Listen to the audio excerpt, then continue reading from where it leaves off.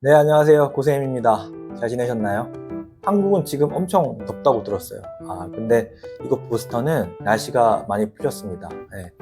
지지난주가 정말 더웠는데 그 뒤로 계속 날씨가 풀려서 오늘은 이렇게 반팔 입고 나가면 좀 여성분들 같은 경우에는 좀 춥다 생각할 수 있을 정도로 날씨가 많이 선선해졌어요. 앞으로도 한 이 정도 날씨만 유지된다면 딱 좋을 것 같은데 한번 두고 봐야 될 것 같습니다. 이곳에 1월 말에 왔고 12월 말에 다시 한국으로 복귀하는 게 이제 계획이거든요. 그래서 지금이 딱 그 절반쯤 와 있는 것 같아요. 미국 생활이 처음은 아니거든요. 그러니까 한 10년쯤 전에 저는 교환학생으로 동부는 아니고 반대편인 서부 쪽에서 이제 교환학생을 했었어요. 근데 이제 교환학생 할 때 홈스테이 일을 했거든요. 그 홈스테이를 해주시던 이제 데디 마미가 있으세요. 나이는 사실 저보다 그렇게 많지 않아요. 정확하게는 모르겠는데 하여튼 부모님이라기 좀 그렇고 사실 삼촌 이모뻘인 분들이 계십니다. 지구 반대편에 있는 이곳에 오기가 쉽지 않잖아요. 그래서 이제 제가 이곳을 떠나기 전에 이제 10년 만에 그분들 한번 보고 가야겠다라는 생각이 들었어요. 그래서 연락을 했어요. 12월 말쯤에 한국으로 돌아갈 계획이다. 그래서 가기 전에 한 11월이나 12월쯤에 시애틀로 한번 갈게. 시애틀에서 한번 보자. 이런 말을 했거든요. 근데 오지 말라고 하더라고요. 그래서 왜 그런가 해서 봤더니 지금 미 대선이 바로 코앞인 거 아시죠? 네. 11월에 미국 대통령 선거가 있어요. 그런데 2016년에도 그렇고 2020년에도 그렇고 시위가 일어났다고 하더라고요. 근데 뭐 아시는 분들은 아시겠지만 지금 2024년 미 대선이 정말 역대급으로 혼란의 양상을 가져오고 있습니다. 뭐 아시겠지만 그 공화당 출신의 후보인 도널드 트럼프 같은 경우에도 뭐 워낙 시끄러운 이야기가 많고 지금 민주당 같은 경우에도 바이든 후보가 얼마 전에 물러났죠. 네, 그러고 나서 뒤에 해리스 후보를 지금 민주당에서는 이번 대권 후보로 내놓은 상황이란 말이에요.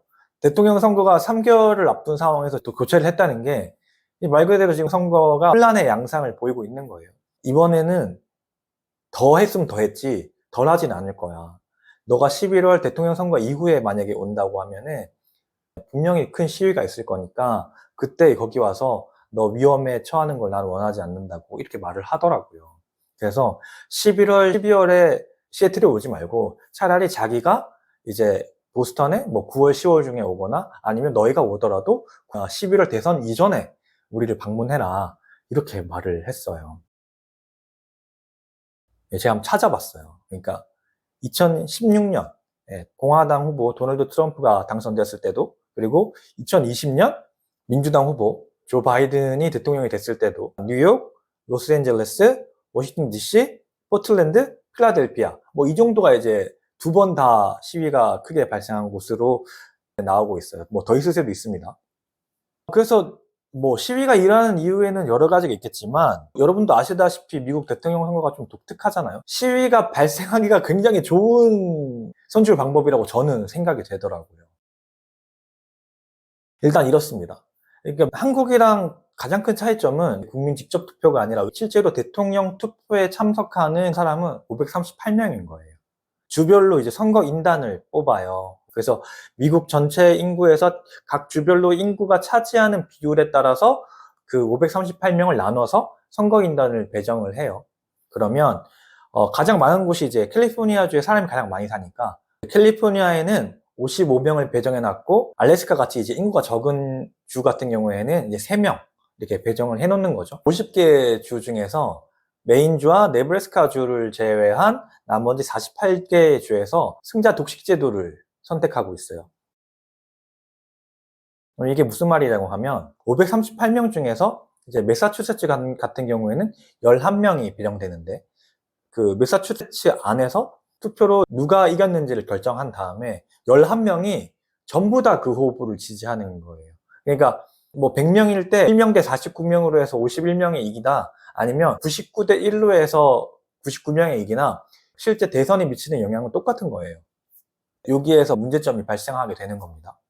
트럼프 후보와 힐러리 후보가 만난 2016년 대선 때에는 전체 인구는 힐러리 클린턴에게 더 많은 투표를 했는데 각 주별로 승자 독식 제도를 따르다 보니까 그 선거 인단의 수에서 힐러리 클린턴이 밀린 거예요.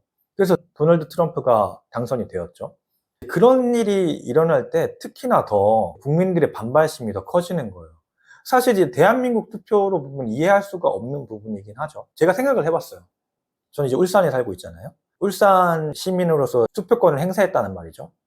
근데 울산 자체에서 이제 개표를 했는데 제가 원하는 후보가 아니라 다른 후보에 더 큰 이제 표가 갔다고 하면은 울산시에서는 상대방 후보에게 몰표가 돼서 상대방을 지지한다는 그런 상황이 벌어졌을 때 억울하긴 할 것 같아요. 네. 나는 그 후보를 선택하지 않았는데 울산시라는 지역자치단체가 왜 내 투표권을 대신하냐, 네, 그런 생각이 좀 들 것 같아요. 네. 저는 제 투표권이 진짜 다이렉트로 선거 결과에 반영되는 게 진짜 제가 주권을 행사했다는 느낌이 들 것 같은 생각은 좀 들어요. 이게 이제 왜 이런가? 미국이란 나라는 주들의 연합 국가잖아요.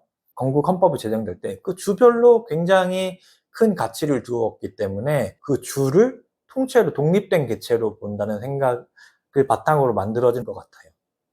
그래서 이런 선거 방식이 진행된 것 같은데, 헌법이 한번 정해졌으면은 헌법 자체를 수정한다는 건 다양한 이권이 개입할 수 있기 때문에 그 헌법을 바꾸기가 쉽지 않아서 좋건 싫건 간에 이 선거 방법을 계속 유지를 하는 것 같아요.